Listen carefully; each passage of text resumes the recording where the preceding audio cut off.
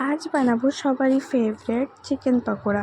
Chicken pakora বানানোর জন্য প্রথমে নিয়ে নেব রসুন, তার মধ্যে দিয়ে দেবো ধনে পাতা, কাঁচা লঙ্কা, শুকনো লঙ্কা ও দিয়ে দেবো ওর মধ্যে দেবো গোটা জিরে, গোটা ধনে, লেবুর রস ও লবণ দিয়ে সেটাকে ভালোভাবে আমি একটা পেস্ট বানিয়ে নেব।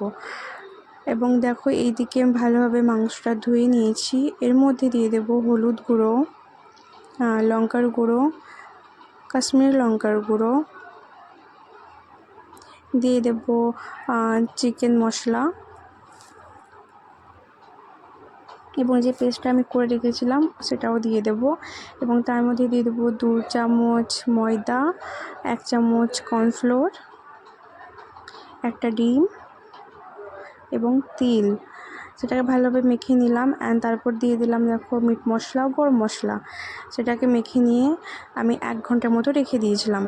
তারপর তেল গরম হয়ে গেল এবং ওর মধ্যে দেখো সেগুলোকে আমি ছেড়ে দিলাম এবং সেটাকে ভালোভাবে ভেজে নেব। ভেজে নেওয়ার পর দেখো কতটাই সুন্দর লাগছে দেখতে। তৈরি হয়ে গেল চিকেন পকোড়া।